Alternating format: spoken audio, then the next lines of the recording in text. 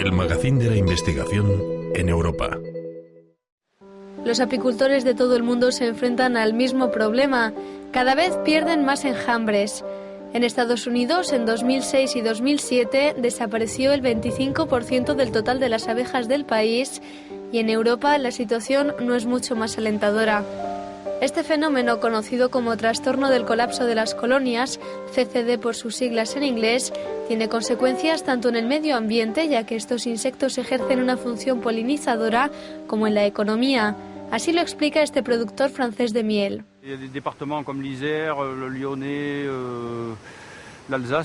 En algunas zonas como Isère, los alrededores de Lyon o Alsacia, hay pérdidas elevadas, en muchos casos de más del 50%. En nuestra área en concreto llegamos a registrar hasta un 25% de pérdidas anuales, sobre todo en invierno con un 15%. Estas cifras empiezan a ser ya bastante normales.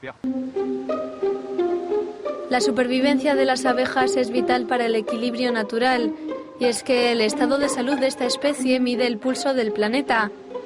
Como sabe la comunidad científica y ya advirtió incluso Albert Einstein, si las abejas desaparecen, a los seres humanos se les van a complicar las cosas. Hola, Evan Montes de Call Throne, y quería hacerle una pregunta a los creyentes. ¿Alguna vez han tenido un sueño o una visión con abejas? No, ese tipo de sueño no. Algo menos amenazante, algo más espiritual, más profundo. Algo con un significado, pero tal vez no lo entendieron.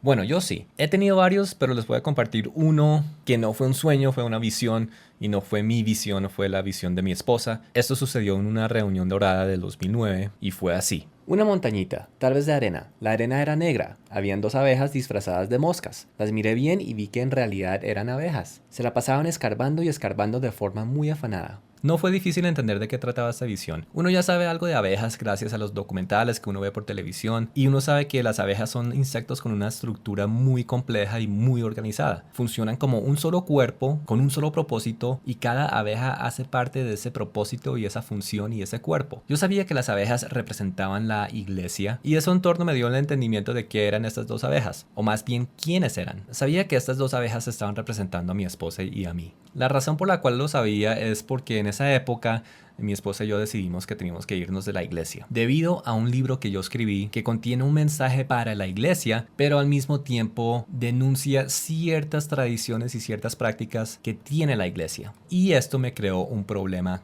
con la iglesia. Entonces quedé muy desilusionado con el tema porque pensaba que todo el mundo iba a estar como tan emocionado como yo estaba cuando escuché este mensaje por primera vez. Pero lo que obtuve fue rechazo de parte de la iglesia, no solo para el mensaje, sino también para el mensajero, en este caso yo. Así que abandoné la iglesia en ese momento y decidí con mi esposa quedarnos en casa, haciendo lo nuestro, alejados de los que no querían escucharnos. Pero con esta visión yo sabía que Dios nos estaba diciendo que nosotros somos parte de su iglesia, gústenos o no. Y teníamos la obligación de compartir este mensaje con ellos, así a ellos les gustara o no. Ahora, si quieren saber cuál es el gran escándalo y la gran controversia de este libro, pueden bajarlo gratis, les dejo el link en la descripción y pueden leerlo.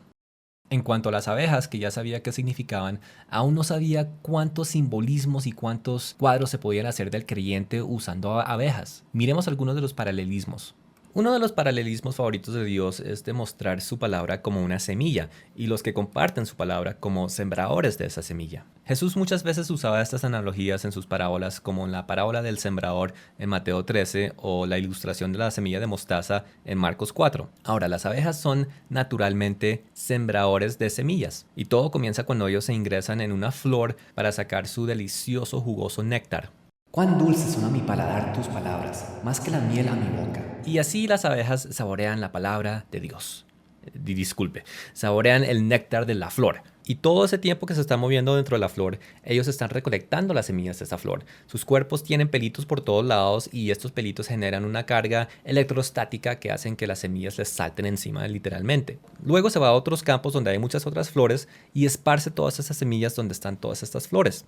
Es el mismo esquema de un creyente quien recibe la palabra de Dios y se alegra y se contenta y felizmente va y comparte y esparce la palabra de Dios con otras personas. Ahora, la Biblia hace una ilustración muy interesante de aquellos quienes esparcen la palabra de Dios. Cuán hermosos son los pies de los que anuncian la paz, de los que anuncian el Evangelio. Algo muy interesante es que las abejas, la parte de su cuerpo donde más acumulan semilla es prácticamente en sus pies. Sus patas traseras tienen una forma peculiar que permiten acumular muchas semillas que toman forma como de paquetes pequeñitos coloridos y que prácticamente son enviados por correo aéreo a muchos. Cuán hermosos son sobre los montes los pies del que trae alegres nuevas, del que anuncia la paz y salvación, del que dice a Sión, tu Dios reina. Y finalmente, ¿cuál es el resultado de todo este labor de esparcir semillas? Fruto. Mucho delicioso, jugoso, exquisito, nutritivo, fruto y vegetales que resultan de la polinización de este insecto. Lo cual básicamente es el mismo resultado que tiene un creyente cuando le trabaja y le obedece a Dios. En esto es glorificado mi Padre, en que lleven mucho fruto y sean así mis discípulos. Yo los elegí y los he puesto para que vayan y lleven fruto, y vuestro fruto permanezca. Ahora, todas estas funciones y resultados que tienen las abejas son naturales. Así las creó Dios y así funcionan en la naturaleza. Pero también hay otra función que tienen, es una función artificial y esa es de trabajar para el hombre y su industria. Nosotros usamos las abejas en la agricultura para multiplicar producción, ya que estas abejas son los mejores sembradores que tiene el mundo. Técnicamente hablando, ellos son una herramienta fantástica e incluso son esenciales para la agricultura y permiten que esta industria sea a gran escala y productiva y rentable. Pero como este video trata de paralelismos, miremos qué tipo de cuadro podemos sacarle de esta asociación hombre-abeja.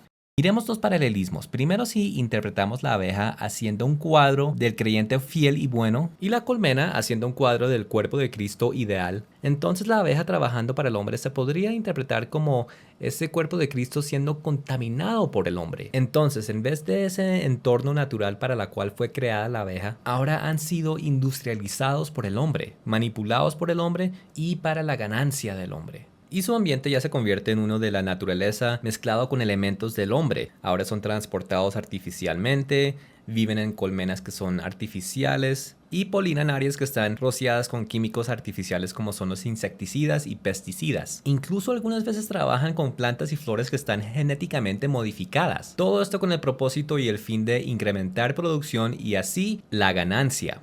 Si piensan en la iglesia de hoy, eso es prácticamente lo que ha pasado. La palabra de Dios ha sido manipulada artificialmente con el fin de atraer a la mayor cantidad de personas usando mensajes que son más para deleitar el oído y las emociones. Y esto con el fin de incrementar ganancias, ya que entre más personas vayan a una iglesia, más dinero para esa iglesia. Pero ¿qué sucede cuando tú mezclas la palabra de Dios con las doctrinas artificiales del hombre? Pues veamos qué sucede con las abejas. En un entorno artificial, las abejas beben del néctar de la flor rociados con pesticidas y esto los debilita.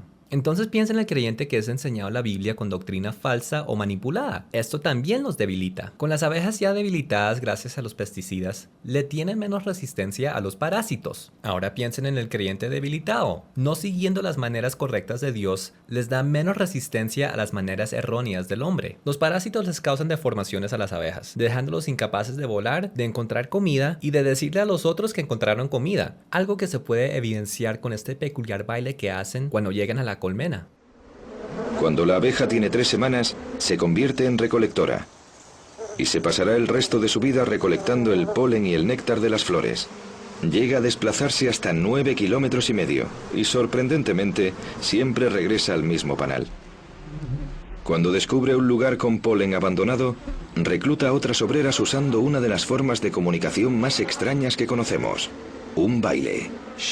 Informa a las otras abejas de que ha encontrado comida y de que se encuentra en tal dirección respecto al panal, a tal distancia de allí.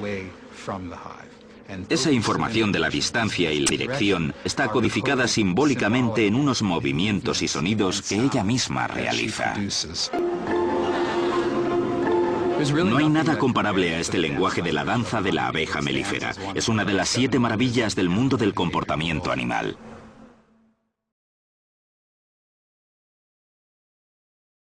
Pero la abeja deforme y debilitada nunca hará este alegre baile, nunca va a recoger semillas, nunca va a esparcir semillas, nunca va a producir fruto. Básicamente se vuelve inútil para el propósito de la colmena y para su reina. Y ahora piensen en los parásitos que deforman al creyente.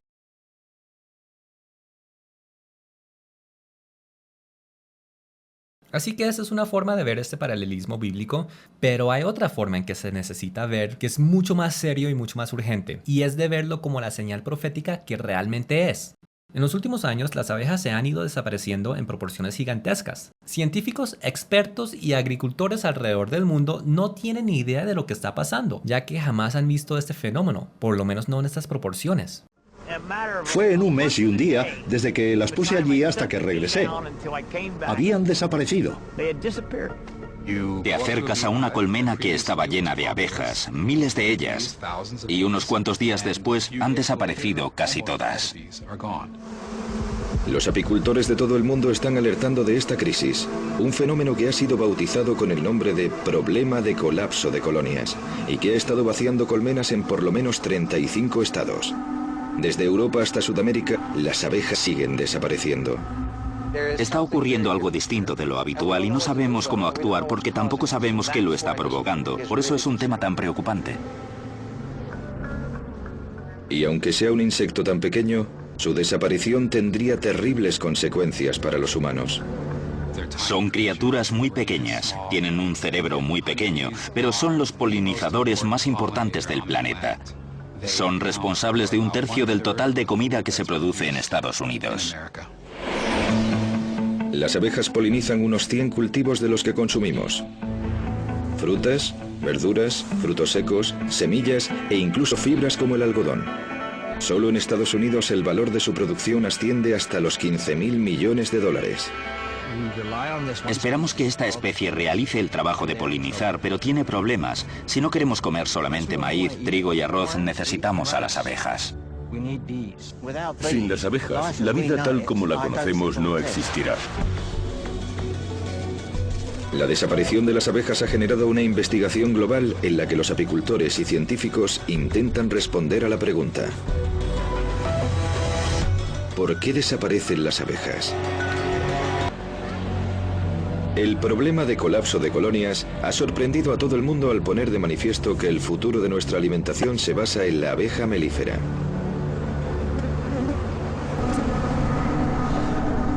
El caso de las abejas que desaparecen está al frente de una crisis mucho más profunda. No solo son las abejas los animales polinizadores que desaparecen, otros también lo han hecho durante décadas.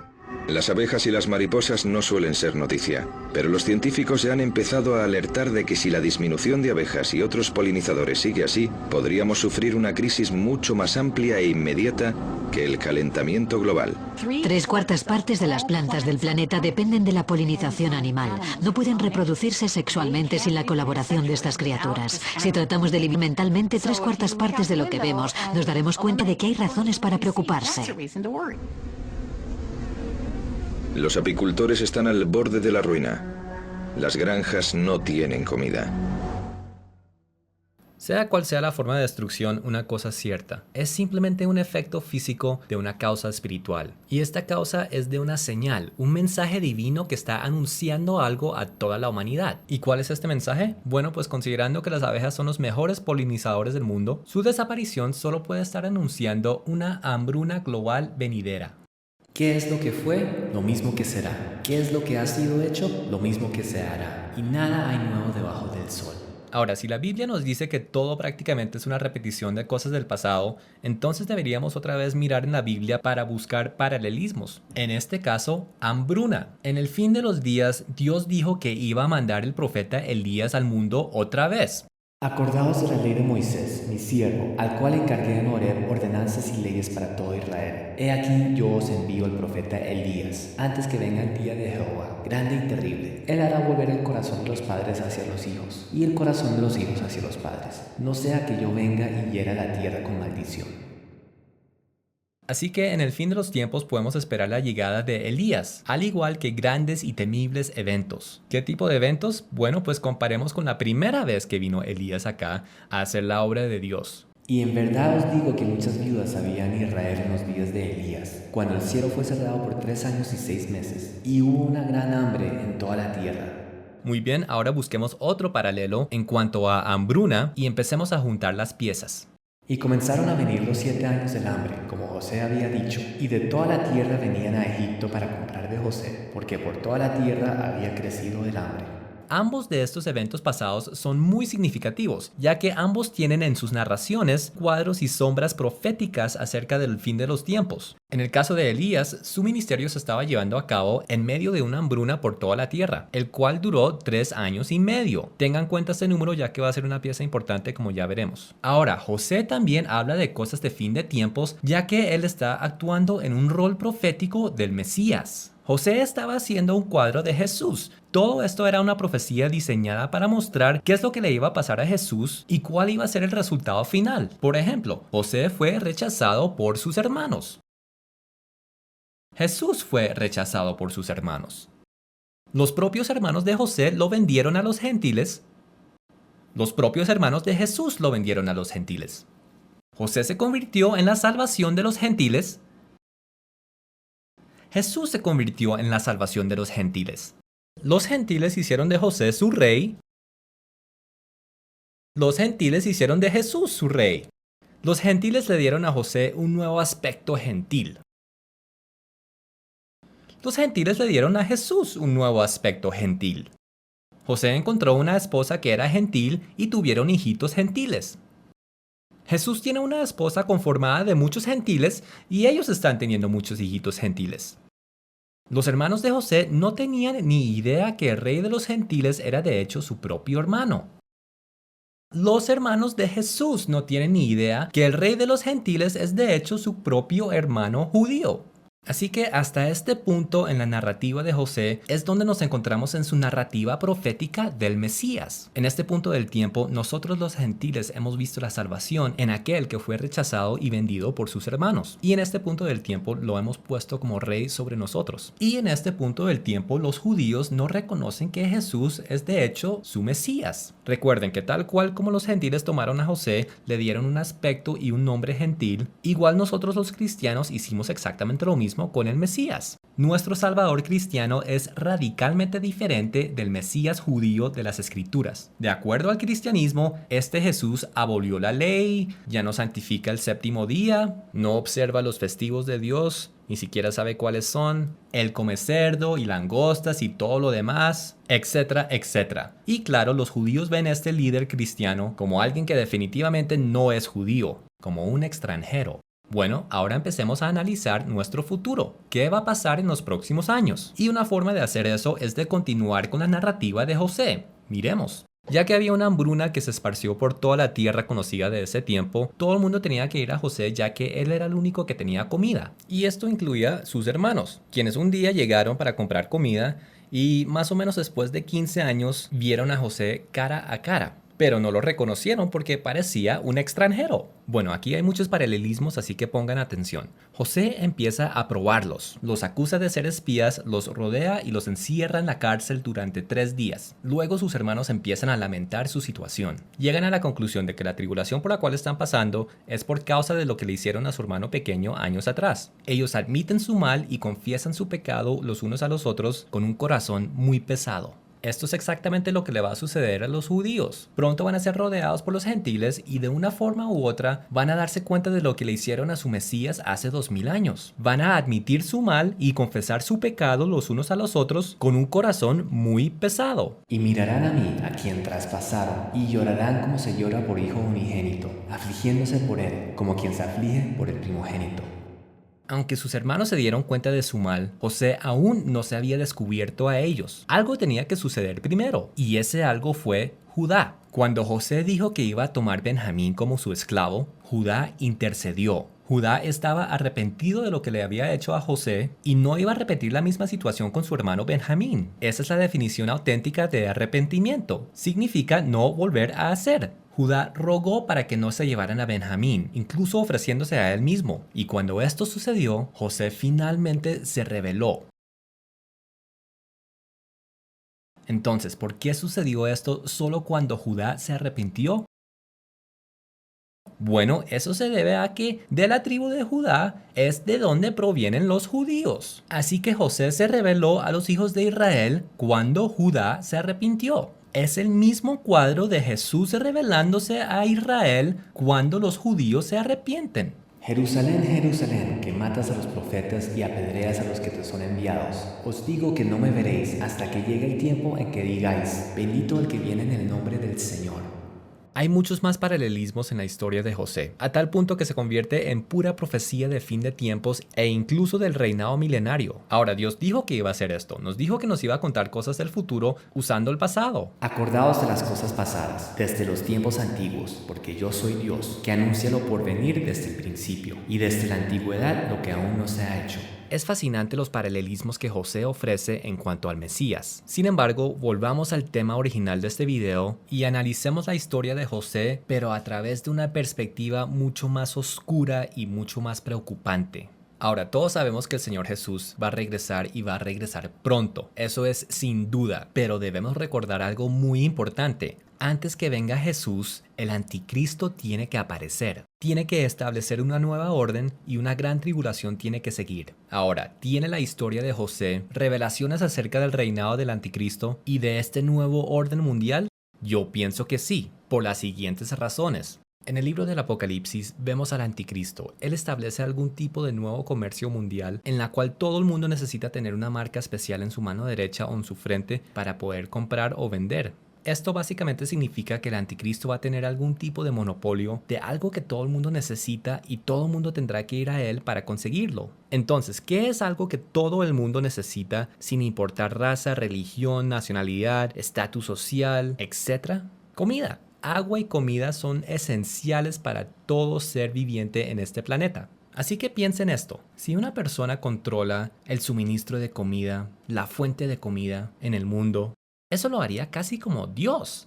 Ahora piensen en la narrativa de José, pero esta vez no enfocando en José, sino en Faraón, el hombre más poderoso del mundo de ese entonces y quien gracias a José había adquirido un monopolio de la fuente de comida en toda la tierra. Todas las naciones tenían que ir a él para comida. Intentemos contar el tiempo en la narrativa de José con la poquita información que tenemos. Sabemos que la hambruna iba a durar 7 años. Ahora, José se reunió con su familia en el segundo año de la hambruna, tal como visto en Génesis 45:6. Si continuamos con la narrativa, vemos que en este tiempo a todo el mundo se le acabó el dinero. En Génesis 47:14 vemos que Faraón ya tiene todo el dinero. Así que la gente le empieza a pagar con sus ganados y sus animales en aquel año. Personalmente concluyo que en aquel año se refiere a ese mismo segundo año como ya hemos visto. Bueno, ahora en Génesis 47:18 dice que cuando se acabó aquel año, la gente volvió el segundo año. Yo pienso que se refiere al segundo año después de aquel año. En otras palabras, considere aquel año, entre comillas, como el año número 2 de los 7 años de hambruna. Después de aquel año, o sea, el siguiente año, ya es el tercer año. Espero que me haga entender, pero así lo estoy contando yo. Así que la gente regresa a Faraón y esta vez ya la gente no tiene dinero, no tienen ganado, no tienen animales, no tienen nada. Lo único que tienen son sus propias vidas y sus tierras. Entonces, en el segundo año a la gente se le acaba el dinero, empiezan a pagar con ganado y con animales. El año después de ese, que es el tercer año, la gente vuelve a Faraón y se venden a ellos mismos. Todo el mundo se convierte en propiedad de Faraón, literalmente. En resumen, hubo una hambruna de 7 años y fue en el tercer año, si es que estoy contando correctamente, claro está, es en el tercer año cuando Faraón obtuvo el poder absoluto. Todo el mundo y todas las cosas le pertenecían a Faraón. Él era el dueño de las personas, de sus vidas, de sus tierras, de sus animales y de todo el dinero. Y de esa forma ellos podían seguir recibiendo alimentos. Y ahora analicemos el futuro anticristo. De acuerdo a una interpretación popular de la Biblia, el reinado del anticristo va a durar 7 años. Y de acuerdo a esa misma interpretación, algo muy dramático va a suceder en el tercer año. Si estas interpretaciones son correctas, podría ser que el reinado de 7 años del anticristo va a ser porque él tendrá algún tipo de solución en medio de una crisis global de hambruna. Podría ser que él va a hacer algún tipo de pacto con todas las naciones, considerando que él va a tener el monopolio de la comida. Podría ser que en el tercer año de este pacto, él rompa el pacto, forzando a la población global a recibir una marca si ellos quieren seguir recibiendo alimentos y de esa forma convertir a todo el mundo en su propiedad. Porque eso es lo que pasa cuando recibes la marca de la bestia. Te conviertes en propiedad legal de Satanás. Y por eso va a ser imposible que la gente con la marca sean salvados, porque legalmente se vendieron a otro dueño. Entonces mi pregunta ¿es la hambruna mundial y el monopolio de Faraón de la comida y su poder absoluto en el libro del Génesis un paralelo profético de una futura hambruna mundial con un futuro Faraón que va a tener un futuro monopolio y así adquirir poder absoluto? Tal vez, ¿cierto? Pero no nos olvidemos de Elías en todo esto. Recuerda lo que dice la palabra, que Elías va a regresar antes de la llegada de Jesucristo. Ahora, en el libro del Apocalipsis vemos a dos misteriosos testigos y solo puedo concluir que uno de estos testigos es Elías. He aquí lo interesante, el ministerio de estos dos testigos va a durar exactamente 1260 días, lo cual equivale a ser 3 años y medio. Esta es la duración de la hambruna en el primer ministerio de Elías en el siglo IX a.C. Así que el segundo ministerio de Elías va a ser de 3.5 años actuando en contra del reinado del anticristo. Entonces pregunta, ¿va a estar otra vez ministrando durante 3.5 años en medio de una hambruna como en su primer ministerio? Personalmente para mí todos estos paralelismos me dan un entendimiento mejor acerca de sucesos de fin de tiempos. Sigue siendo complicado y no es que tenga todas las respuestas, pero recuerden, Dios nos dice que Él nos da el pasado para mostrarnos el futuro. Ahora, una cosa de la cual sí estoy completamente 100% convencido es que la desaparición de las abejas es un acto sobrenatural de Dios. Una de las razones por la cual creo esto es porque las abejas están haciendo eso mismo, están desapareciendo, no se están muriendo, están desapareciendo. Y hay una gran diferencia entre esto. Si las abejas estuvieran muriendo, estarían regadas por todo el área donde trabajan, en sus colmenas, alrededor de las colmenas, muertas en números masivos. Pero este no es el caso, simplemente se están desapareciendo. Y esto me recuerda mucho de algo que leí en Isaías capítulo 7. Este es un capítulo como complicado de entender. Se habla un poco de abundancia, se habla de desolación, tal vez insinúa algo de hambruna, pero lo que me llamó la atención fue que hay algún tipo de juicio contra el rey de Asiria. Y una cosa muy peculiar es que Dios les silba a las abejas, les silba para llamarlas para salir de Asiria. Y entonces las abejas se desaparecen de la tierra de Asiria. Así que no son pesticidas, ni insecticidas, ni modificaciones genéticas, ni teorías de conspiración. Las abejas se están yendo, están abandonando sus reinas, están abandonando sus colmenas. Esto es sobrenatural. Entonces, ¿por qué Dios está llamando a las abejas? Personalmente creo que es porque Él está preparando el camino para los 4 jinetes del Apocalipsis. Bueno, primero para explicar esto voy a tener que romper ciertos paradigmas y ciertas creencias acerca de estos 4 jinetes. Comencemos con las interpretaciones populares de ellos. Una de estas creencias es que ellos llegan en orden sucesivo. Primero viene el blanco, después el que sigue y así el que sigue y etc. Y otra creencia es que el jinete blanco es el anticristo. Bueno, les tengo buenas noticias y es que Dios está cumpliendo su promesa hecha en Joel acerca de que en el fin de tiempos va a haber extra revelación, extra iluminación, extra profecía, van a haber muchas manifestaciones del Espíritu. Y aquí hay algo que Dios ha revelado. Se lo reveló a un ministerio profético que se llama Take His Heart Ministries. Ellos tienen una página de internet donde publican artículos muy importantes, pienso yo. Ahora, yo personalmente tengo confirmación de que este ministerio es realmente profético. Y por eso les comparto esto. Dios le explicó acerca de los 4 jinetes a este ministerio. Y lo primero que quería corregir en cuanto a las creencias populares es que el jinete blanco no es el anticristo, es Jesús el Cristo. Ahora, bien es cierto que en el mundo físico y con ojos físicos el anticristo va a engañar a muchos. Pero lo que pasa es que en el Apocalipsis el apóstol Juan está viendo todo esto en un estado espiritual. Y en el dominio espiritual usted no puede esconder, no puede engañar, no puede mentir. Todo está al descubierto, todo se ve tal cual como es en realidad. Así que el anticristo no puede pretender ser un salvador o un héroe en el dominio espiritual. El color blanco representa justicia, representa actos justos. Así que cabalgar sobre un caballo blanco representa a alguien cabalgando sobre justicia, andando con actos justos. Esto definitivamente no es el anticristo. Miremos otro elemento muy importante.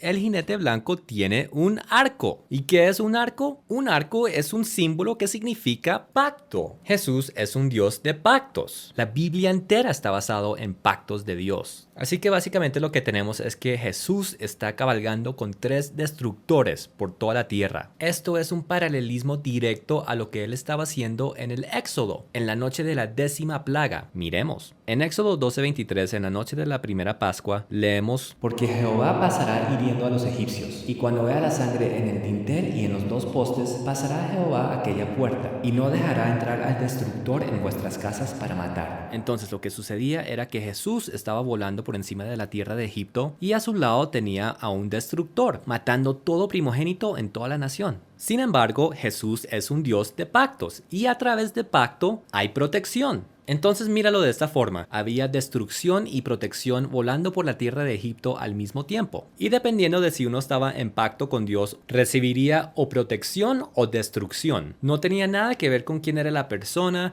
qué nacionalidad tenía, si era salva o no, nada de eso. Dios no estaba haciendo distinción entre qué casa era egipcia y qué casa era hebrea. Simplemente estaba buscando quién estaba en pacto con él. ¿Y cuál era la señal del pacto? Sangre. La sangre del cordero era la señal. Así que había protección para los que estaban en pacto y había destrucción para los que no estaban en pacto. Y ahora podemos entender qué es lo que va a suceder en el Apocalipsis, lo cual me trae a la otra interpretación que quería hablar. Los 4 jinetes no están cabalgando en diferentes momentos en un orden sucesivo, están cabalgando al mismo tiempo. Así como Dios y el destructor estaban volando por Egipto al mismo tiempo, otra vez está haciendo lo mismo en el Apocalipsis. Y los 4 jinetes ya no son un suceso futuro. En este momento ellos ya están cabalgando alrededor del mundo. Tantos de los sucesos y eventos que usted ve en las noticias es por los 4 jinetes. Y las cosas se van a tornar más intensas y más catastróficas. No es calentamiento global, no es polución, no son teorías de conspiración, no es el Illuminati, no son banqueros ni multinacionales, ni profecías maya, no es nada de lo anterior. Esto es Dios, esto es profecía, estos son los 4 jinetes,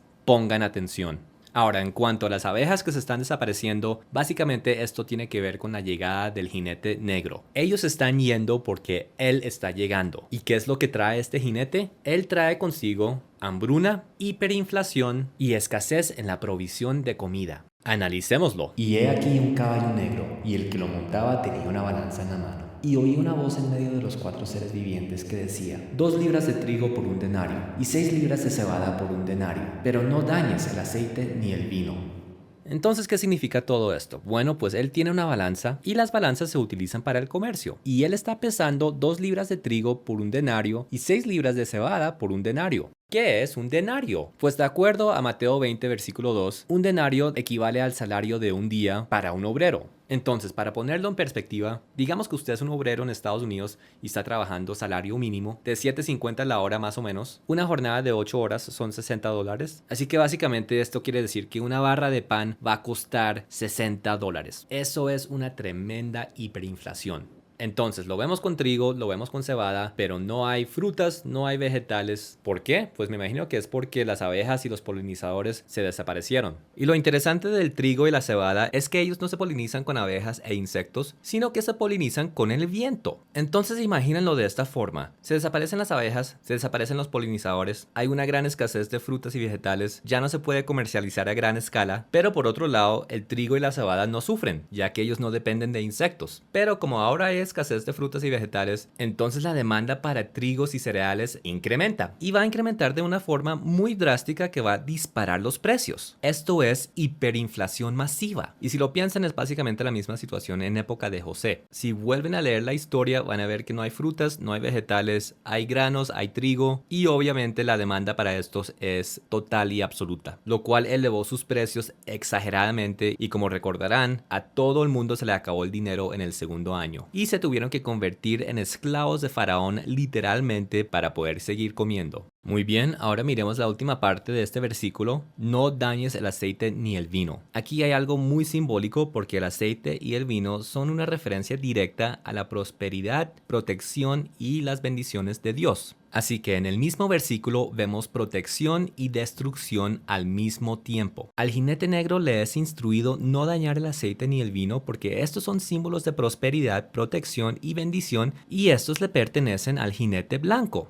Y aquí comienzan los problemas para los cristianos. El caballo blanco representa justicia o ser justo. El aceite y el vino simbolizan los resultados o los frutos de estas cosas. ¿Y dónde empieza la justicia o ser justo? Pues tienen que regresar a la época de Moisés. Estoy hablando de la ley. Abran sus Biblias, vayan a Deuteronomio capítulo 28 del 1 al 14 y miren las bendiciones que Dios tiene para nosotros. Abundancia, prosperidad, salud, felicidad, protección, fruto como no se pueden imaginar. Muy bien, pero ahora noten algo muy importante, que esta lista entera está encerrada con el mismo mandamiento. La lista empieza con la condición si oyes y haces todos los mandamientos de Dios y termina de la misma forma, si cumples con todos los mandamientos de Dios. Está hablando de la ley que Dios le dio a Moisés. ¿Recuerdan el aceite y el vino? El aceite y el vino son símbolos de esto mismo. Génesis 27, Dios te da el rocío del cielo y de las grosuras de la tierra y la abundancia de trigo y de vino. Jeremías 31, pan, vino, aceite, ovejas, vacas, abundancia, prosperidad. Oseas 2, abundancia, trigo, vino, aceite. Joel 2, felicidad, satisfacción, pan, vino, aceite. 23 y 24, alegría, gozo,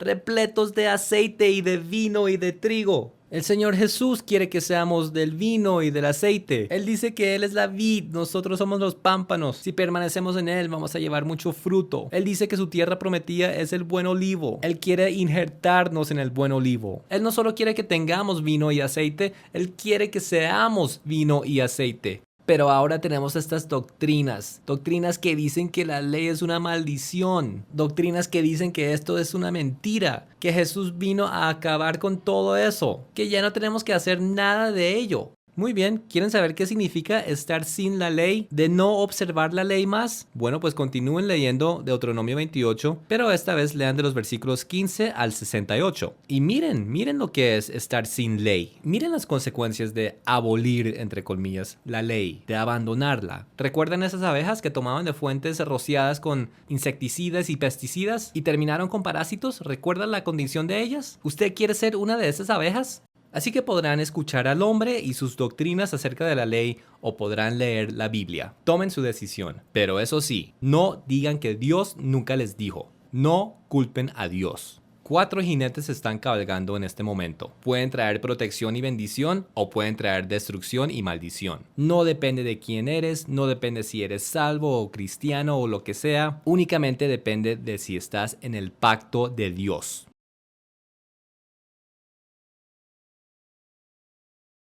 ¿Hay algo difícil para Dios? ¿Existe algo imposible para Él? Ciertamente no lo hay. Lo que sí es difícil es que las personas se suelten de sus paradigmas, sus creencias, tradiciones y pensamientos erróneos. Dios te está llamando para que entres en pacto con Él. Pero esto no puede estar basado en tus propios pensamientos acerca de quién es Él, de lo que tú crees que dice la Biblia o de cómo crees que todo esto funciona. Solo se puede basar en verdad. Solo puedes entrar en pacto con Dios a través de su Hijo unigénito Jesucristo, por medio de su verdad, su luz y su palabra. Pídale a Dios que te muestre que está mal. Pídale que te muestre qué es lo que hay que corregir en tu mente, en tu corazón, en tu comportamiento. Pídale que saque todo a la luz en cuanto a tus pensamientos y tu vida. Haz un ayuno para esto. Lea la Biblia todos los días y ore al Espíritu Santo. Hay que soltarse de las doctrinas y filosofías de los hombres. Vuelvo a súper recomendarles mi libro que entra en todo esto con mucho más detalle. Recuerden que es completamente gratis, no estoy promocionando nada. Hay gran destrucción y gran hambruna en el porvenir. ¿Serán destruidos los justos? ¿Pasarán hambre los santos? ¿Por qué no leen estos versículos y se pregunten, ¿mentiría Dios?